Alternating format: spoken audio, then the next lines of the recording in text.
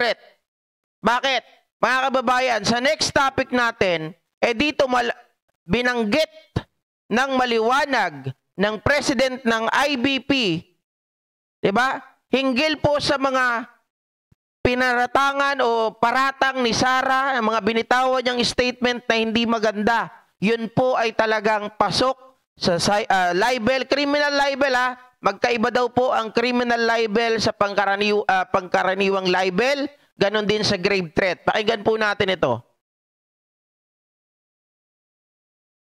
Si Attorney Antonio Pido ay National President ng Integrated Bar of the Philippines. Hingi tayo nga ng sa panig ng mga batas na ating pinatutupad. Alamin natin kay Attorney Antonio Pido. Attorney, magandang umaga po. Salamat po. Magandang umaga po, Vice President Noli. Opo. Alam mo ba ninyo na may 15 mga bansa ang headline sa nangyayari dito sa ating bansa? Grabe. At ang headline nila ay yung pagbabanta ng Vice President of the Philippines sa President of the Philippines. So, buong mundo po ay nalalaman na ang nangyayari sa atin dito ngayon. Okay. Bilang isang abogado at bilang presidente, National President ng Integrated Bar of the Philippines, ay ano ba masasabi ninyo sa mga lumalabas na salita, kataga mula kay BP Sara? At ang pinaka-latest, yung binabanggit niya, tinuturo niya ang Marcos family na nasa likod ng pagkakapatay. Wait lang mga kababayan ha. Basahin ko lang to. Sabi ni Helen Paredes, sayang ang boto namin sa iyo, Sara. Akala namin, sino nagsabi nun? Teka lang. Akala namin matalino ka. Yung pala hindi. Parehas lang po tayo kung sino man nagsabi nun na akala natin matalino itong si Sara Duterte. Yun din po ang nagustuhan ko sa kanya. Kasi sabi ko, abogado. Pag abogado, mataas ang expectation natin. Kaya pala hindi po ito sumasabak sa mga debate sapagkat ito po pala mga kababayan, itok-itok. Diba? Ngayon, hindi lang itok-itok. Ang tindi. May sira na ang utak. Diba?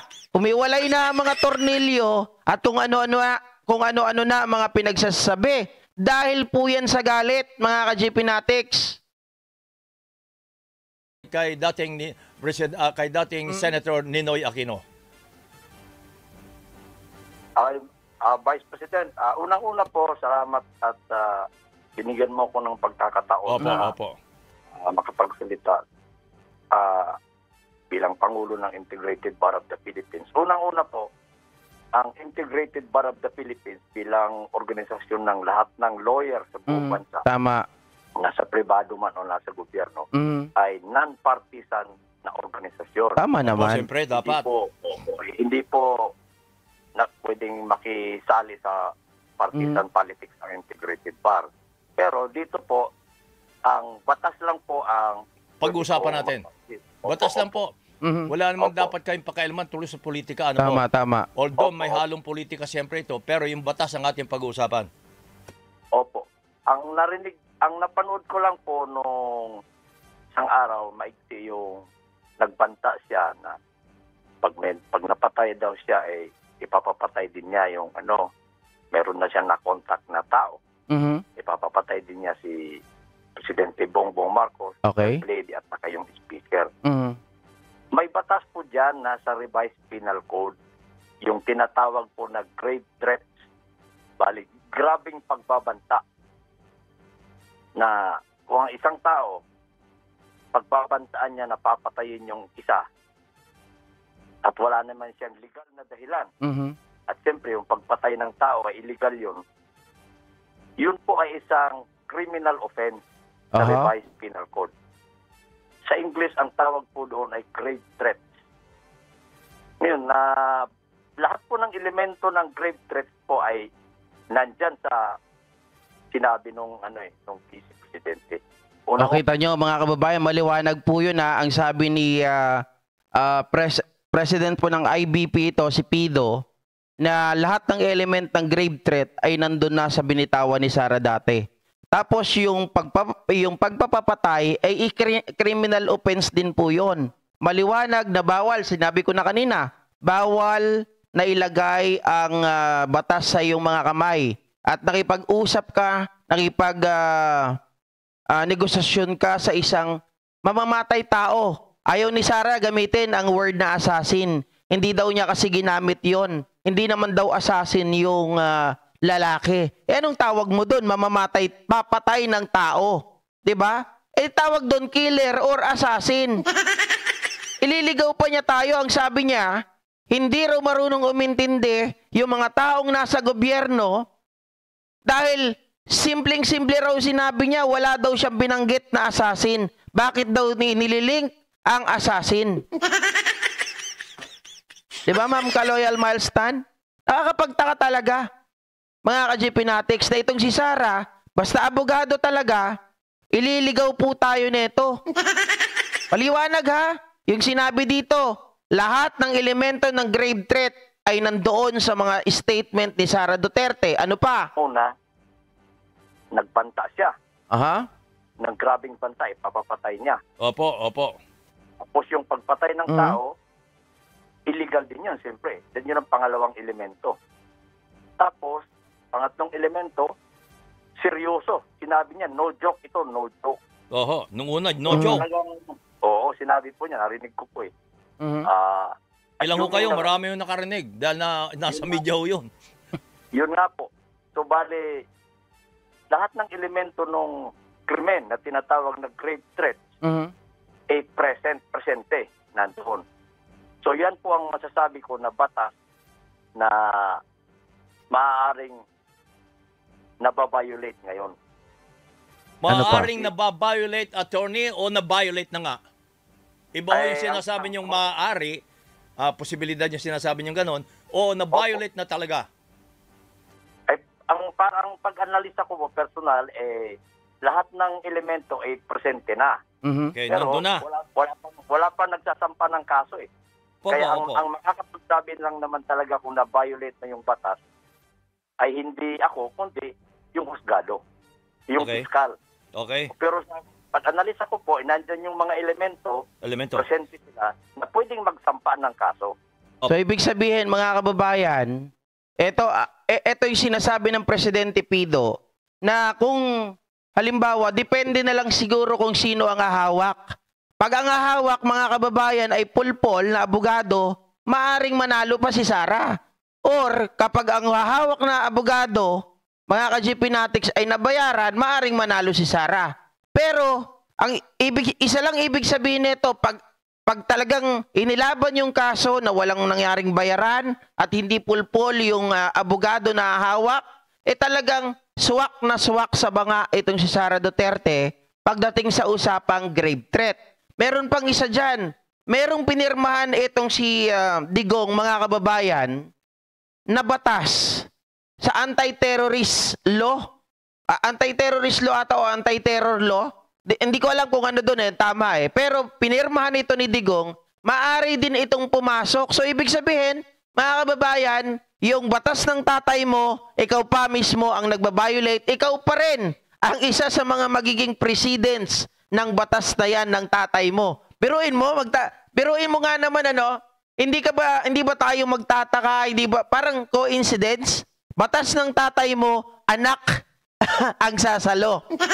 'Di ba? Mga kababayan, parang gumawa ng batas ng tatay mo para sa ikapapahamak mo. Ang sarap to. Yan kasi yabang pamor. Linawin din po natin, attorney,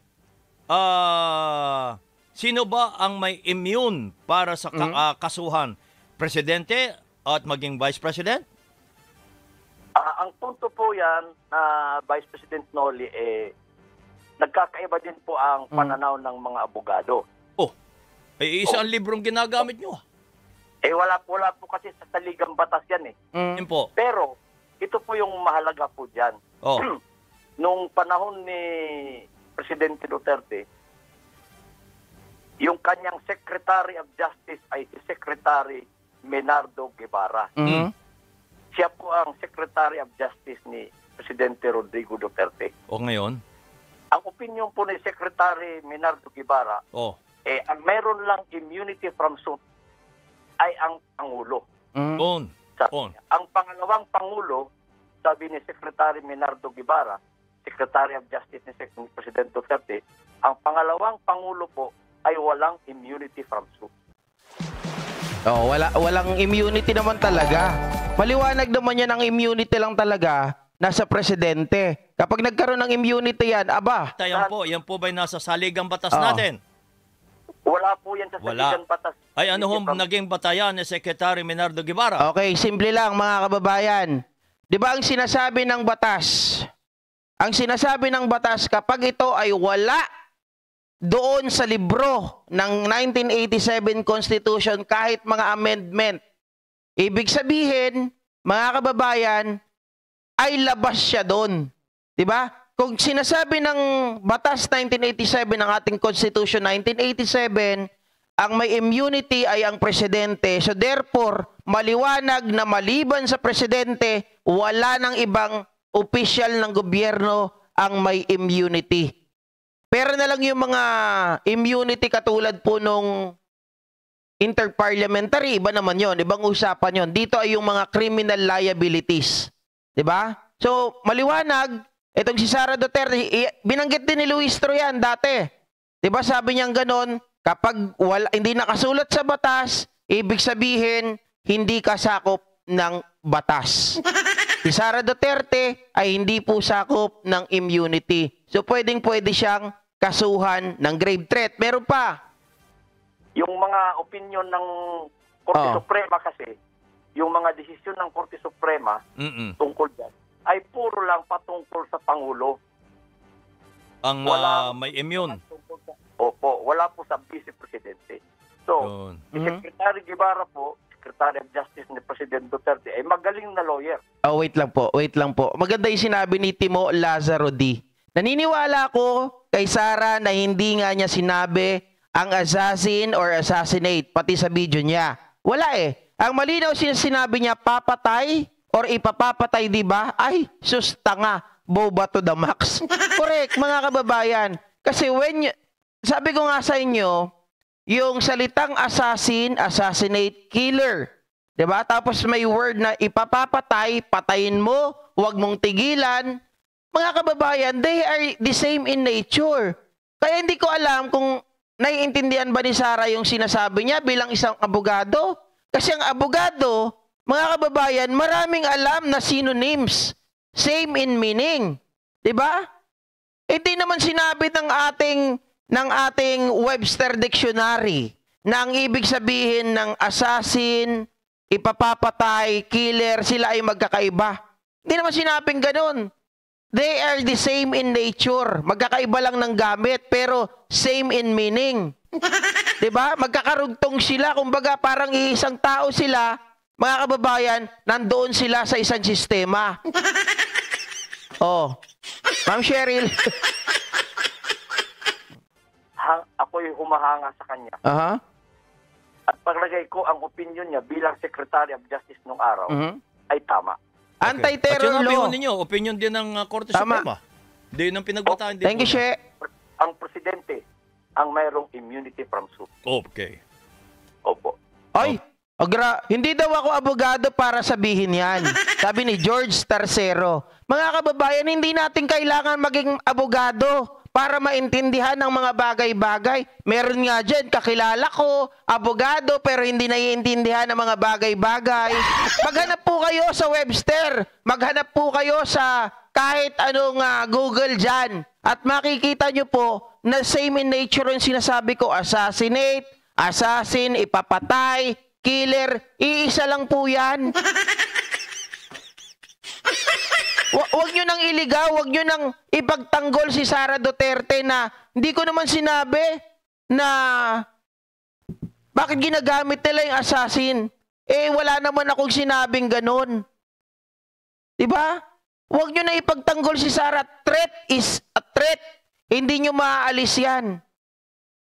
Kayo mga sumusuporta kay Sara, magbago na kayo. Ibig sabihin, gusto nyong sundan, gusto nyong kampihan yung tao na ito? Eh para saan pa yung pinaglalaban nyo? Sabi nyo, protect the Constitution. Huwag natin palitan yung Constitution. Pero yung gagawin ni Sara ay pag-deprive sa buhay ng tao. Di ba? Aalisan niya ng buhay etong si Presidente, si Lisa, at si Speaker Romualdez. Although sinasabi niya na ito ay conditional. Sabi niya ganon, mga kababayan, from the grave. Diba? Revenge from the grave. Pero kumausap ka na ng tao eh. Ibig sabihin, pag umausap ka ng kriminal na papatay dyan, kasi hindi na natin masabihin na mabuting tao yun. Kumausap, pumayag. Patayin mo pag may nangyari sa akin. Pumayag. Oo, oo daw, sabi niya ganon. Diba? So, anong tawag mo doon? Hindi ba assassin yon? Siguro nga. Ano bang distinguish nyo sa assassin? Assassin magaling. Ganon? Yung nakikita nyo sa pelikula, hindi po. Ang assassin ay mamamatay tao pa rin in nature. Killer pa rin po yan. Mga ka-GPnatics. Oh, baka sabihin, hindi. Ano yun? Mabuting tao yun. Kaya lang may kondisyon sila. Oh, pag tinawag mo mabuting tao at papatay ka, nasa na mabuting tao doon? Pag pumayag ka sa usapan na ikaw ay papatay, mabuting tao pa rin ba yun?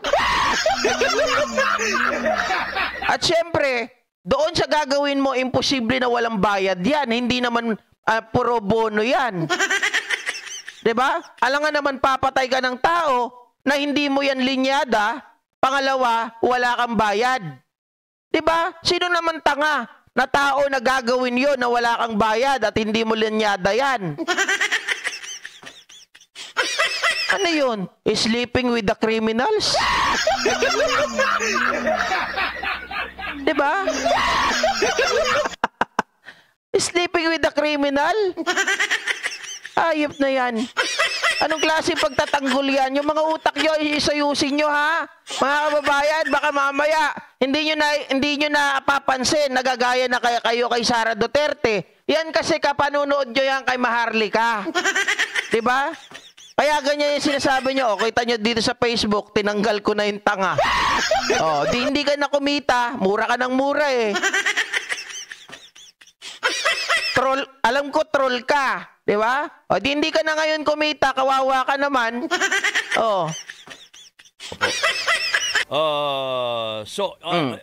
Patindi ng patindi hong binabanggit niya. Pinakahuli nga hong akusasyon ay yung asasinasyon o pagkakapatay kay dating Senador Ninoy Aquino at ang mga Marcos din po ang tinuturo ng ni BP Sara. Yun din po, ang batas lang po ang pwede kong babanggit po, Vice President. Meron tayong batas na tinatawag na criminal libel. Okay. Criminal libel. Okay. Opo. Ang dalawa po ang elemento niyan. Okay. Public at saka malicious imputation of a crime. So dito po, sa publiko sinabi niya. Opo. Na buong mundo po nakarinig no, buong mundo, hindi lang Pilipinas. Ito putulin ko dito mga kababayan na sinasabi dito na may malicious imputation. 'Di ba? Paninirang puri talaga 'yon eh. Sinisiraan niya mga Marcos na ang mga Marcos daw ang pumatay, 'di ba? Pamilya Marcos daw ang pumatay sa mga dito kay Ninoy. Isipin yung maigi mga ka-GPnatics. Ito ang mga bibitawan ko sa mga bashers. Siyempre, yung mga nanonood na mga followers ko, viewer ko, matatalino yan, alam nila to eh. Unang-una, dalawa po ang naging presidente na Aquino. Kung Marcos po ang may kagagawan, bakit hindi po nila napakulong? Bakit hindi po nila nakasuhan, mga ka-GPnatics, ang mga Marcos? Simple lang ang tanong ko, bakit hindi nila nakasuhan? Dalawang presidente na Aquino ang umupo, si Cory at itong si Pinoy. Pero wala po silang nakasuhan sa mga Marcos. Simple, mga kababayan, dahil alam po nila sa sarili nila kung sino ang may gawa. 'Di ba? Ito, uulitin ko lang, quote ko lang ha, hindi sa akin ang galing. Ayon sa mga nakausap ko, ayon sa mga usap-usapan, siyempre, GP, usap-usapan yan. Wala tayo talagang patunay sa veracity. At wala tayong patunay doon sa to substantiate the allegation. But the allegation is, I quote, mga kababayan, ang talagang nagpatira din daw di umano dito kay Pinoy, sabi ng iba, quote ko lang to ha, hindi na galing sa akin, ulitin ko lang. Mga kamag-anak din, mga kababayan, particularly daw, ayoko na magbanggit, baka mamaya sabihin naninira ako. 'Di ba? Kasi magtaka tayo. Bakit bakit ang mga Marcos di nakasuhan? Alam po nila kung sino ang may pakana. Kamag-anak din daw po nila. 'Di ba? Pangalawa, mga ka-GP Fanatics, Sara Duterte, naniniwala ka pala na Marcos ang pumatay dito sa mga dito kay Ninoy. Subalit, ikaw tumandem ka pa sa mamamatay tao? Diba? Mga kababayan, ibig sabihin si Sara Duterte ay puro kaplastikan. Naniniwala ka, galit ka, na alam mo na ito ang pumatay doon kay Ninoy, na ang asawa ay naglagay sa trono sa tatay mo sa Davao. Tapos nakipag-tandem ka sa inaakala mo na pumatay sa asawa na nag-appoint sa tatay mo? Diba? Sa madaling sabi, mga ka-GP Fanatics, wala pong totoo kay Sara Duterte. Lahat dito kasinungalingan, lahat kaplastikan, lahat dito ay masasabi natin. Sabi nga ng iba dyan pag mayroong mga dokumento na dudoktorin, pumunta kayo sa Davao, yun na ang bagong rekto. Hindi natin alam kung anong basyan niya Yes, opo. Kaya, yes. yung malis po, yung Malaysia. pinipresume na po yan. So, ang masasabi ko po bilang isang abogado, maaari din siyang masampahan ng libel, ng criminal libel. Criminal libel. Anong pagkakaiba po ng criminal libel sa plain libel? Ang civil libel kasi, pwede rin ang isang nagiging biktima ng libel, pwede namang magsampa lang ng civil libel, bali danyos lang ang hihingiin niya. Danyos perjuicios. Opo. Okay. Pag criminal, yung criminal libel kasi may kabilangguan yun okay. Opo. Yun naman maaari, pero walang nagsasampa ng kaso ngayon. Wala pa.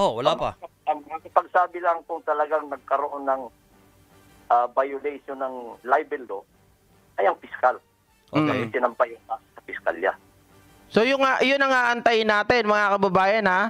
So dapat pala bukod sa disbarment case, sa impeachment, ay kailangan din makulong itong si Sara Duterte via grave threat and also itong criminal libel, mga kababayan. Ang criminal libel, yan po ay pwedeng makulong. 'Di ba? Kasi yung normal daw na libel ay danyos perjuicios lang 'yon.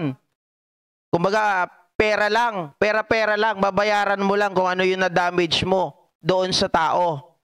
Pero palagay ko, mga kababayan, dahil palaban na nga ang ating Pangulo, palaban na si Speaker, at lahat ng mga, mga government agencies medyo malamya pa rin ng konti. Pero kahit pa paano pumapalag na. Diba? Sabi ni player, ang tawag po doon ay killer in the making. Hindi. Mga kababayan, ano yan? Imposibleng killer in the making yan. Ikaw ba kung killer in the making ka pa lang, ibig sabihin yun ang first time na gagawin mo yon? Kasi parang yun ang gusto mong palabasin sa akin . Diba? Hindi ka pwedeng tumanggap ng isang trabaho na papatay ka kung yun pa lang ang first time na gagawin mo.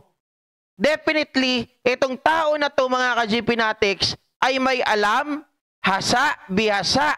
Dahil kung hindi yan, pag pumalpak, sigurado, sasabihin niya kung sino yung principal niya.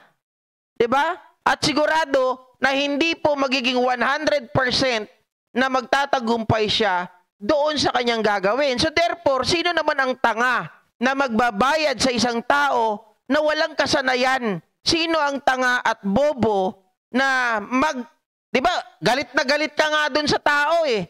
May pera ka. Tapos kukuha ka ng pulpol na killer. Kukuha ka ng pulpol na assassin. Wala kang kasiguraduhan kung ito ay magagawa niya ng tama yung kanyang trabaho. Walang taong ganun. Siyempre, ang tao na may galit dun sa isang tao, pag kinuha niya yung tao na papatay, mga kababayan, magsisiguro yan, magiging sigurista yan. Yung pera niya para magkaroon ng, tawag dito, para matupad ang gagawin ng tao na yan at magkaroon ng saysay, yung perang bibitawan niya. Of course, sino ba namang tao maghahanap, di ba, nang walang alam? Ang kukunin mo, yung talagang sanay na. Kaya wag na kayo magpalusot na killer in the making. Walang taong kukuha ng killer in the making. Ang kukunin yan is already a killer, an assassin, mga kababayan, who is expert to kill someone, to kill people. Diba? Yun lang yun. Mamaris. Sabi, paano kaya na-team ni Aimee yung ginagawa ni Sara Mau? Hindi ko alam eh. Parang si Aimee ata ang isa pa sa mga based on my personal opinion, parang sinisigundahan niya pa yung mga desisyon ni Sara sa mga ginagawa kay BBM. Di ko alam, ganito ba mga kababayan? Sabi ko nga, kahit magkapatid, nag-aaway. Pero pagdating ng ibang tao na ang umaaway sa kapatid mo, imposible na hindi mo kampihan ng kapatid mo. Pero dito lang ako nakakita na kapatid mo, hindi mo kinakampihan.